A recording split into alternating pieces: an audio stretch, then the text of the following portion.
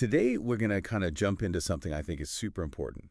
Something that's like right at the heart of what we do, the coach-athlete relationship. Absolutely. And we're going to kind of focus on how that relationship can actually impact burnout. Yeah. And especially in, a sport like track and field where there's so much pressure and, expectations and all of that.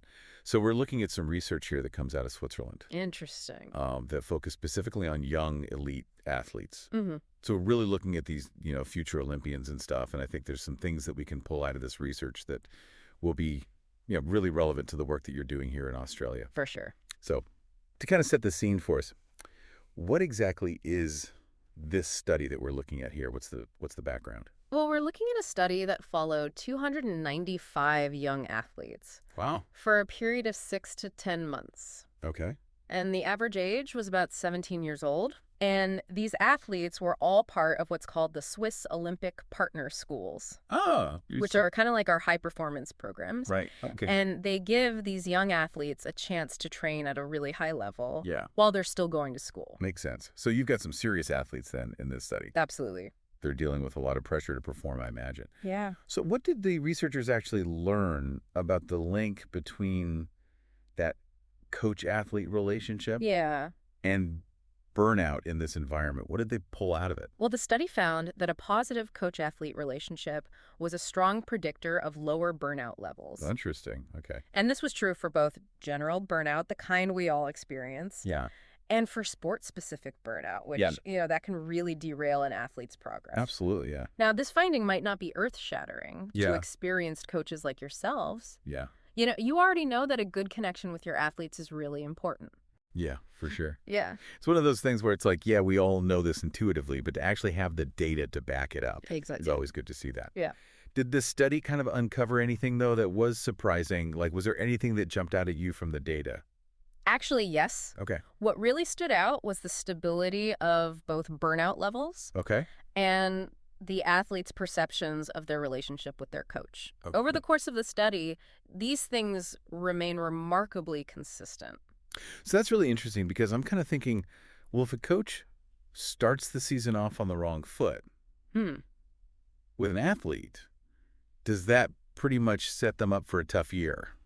Is that relationship kind of locked in at that point? That's a great question. Yeah. And it's where things get really interesting because, this stability can be a double-edged sword. Right. Okay. If you build a strong, positive relationship from the get-go, that consistency is going to be a huge asset in helping your athletes avoid burnout. But if there are underlying issues, if that relationship is strained or negative, that stability could actually work against you. It's a bit like, laying the foundation of a building. Yeah. You get it right at the start and you're really setting yourself up for success. For sure.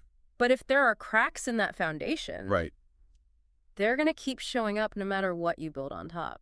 Yeah, that's a great analogy. Yeah. So, for our Australian track and field coaches listening, how can they make sure that they're laying that strong foundation with their athletes from the start? Yeah. Especially given all of the, kind of unique pressures that come with this sport. Yeah. Track and field can be incredibly demanding, both physically and mentally. For sure. You've got athletes who are constantly, pushing their bodies to the limit, often training in isolation. Right. And they're facing the pressure of individual performance. Right. It's a recipe for burnout if we're not careful. Yeah, absolutely. And it's also a sport that, has quite a long season. Right. And those training loads can really add up. Yeah. So based on this research then, what are some specific things? What are some strategies that coaches can use to try and buffer their athletes against burnout? Well, I think building trust and open communication from day one is crucial. Okay. And it's not just about talking. Right. It's about actively listening. Yeah. Creating a space where athletes feel comfortable sharing their concerns. Yeah. Their goals, their frustrations even.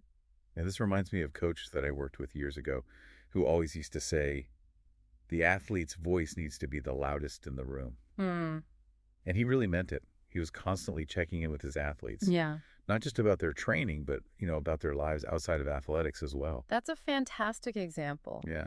Those regular check-ins where you're truly connecting with your athletes on a personal level are so important. And they shouldn't just be at the start of the season. Right. Make them a routine part of your coaching practice.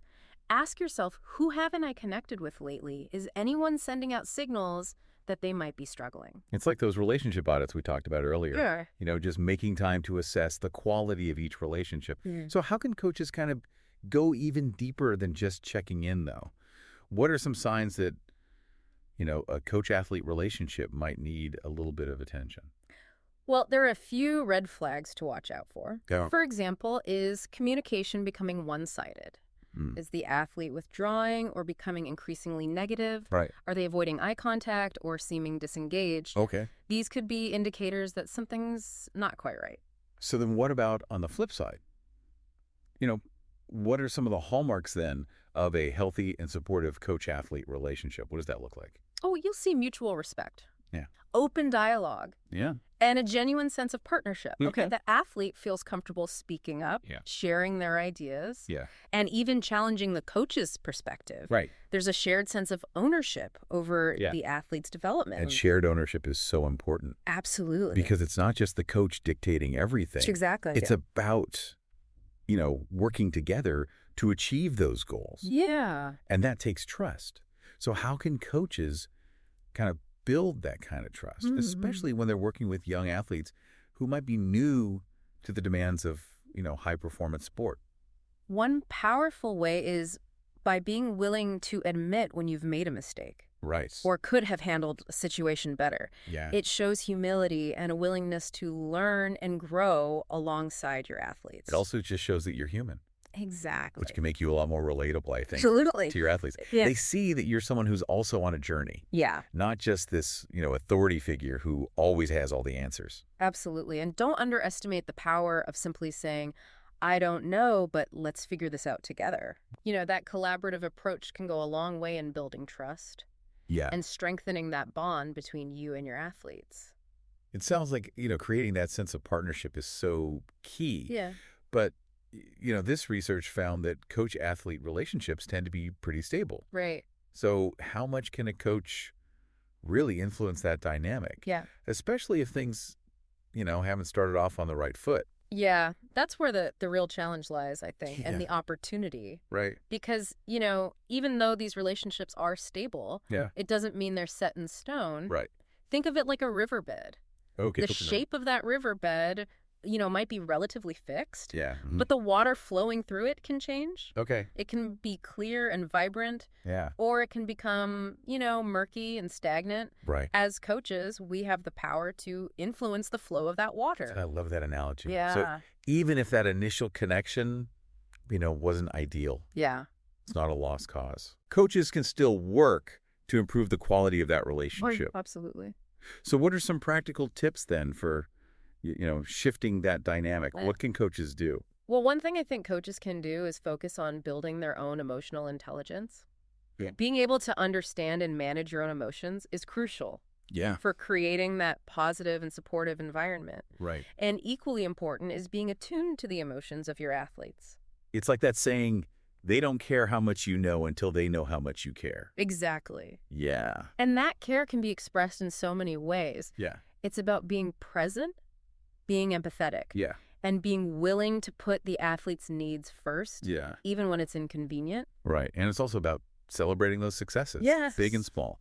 And, you know, being there to support them when they face setbacks. Absolutely. Which, let's face it, are inevitable. Of course, yeah. In a sport like track and field. Absolutely. And when those setbacks do happen, the way you respond as a coach can make all the difference. Yep, for sure. Are you critical and judgmental? Yeah. Or are you supportive and encouraging? Right. Do you see that setback as a failure? Yeah. Or as an opportunity for learning and growth? It's about framing those challenges in a positive light. Exactly. Helping the athlete see the bigger picture and reminding them that, you know, they have the strength and the resilience to overcome that adversity. And that's what's so powerful about this coach-athlete relationship. Yeah. It's about so much more than just improving performance. Right. It's about shaping character. Yeah. Building confidence. Yeah. And empowering young people to be their best selves. Yeah. Both on and off the track. Well said. As we wrap up this deep dive, I want to leave you with this thought. Okay. If we can shift our focus from simply preventing burnout to actively cultivating well-being, Yeah. we're not just doing right by our athletes. Right. We're setting them up for a lifetime of success. Absolutely. No matter where life takes them. Well said. I like that. And remember, the power to shape that journey, it starts with the relationship that you build. It does. So go out there, make those connections, and be the kind of coach who makes a real difference in the lives of your athletes.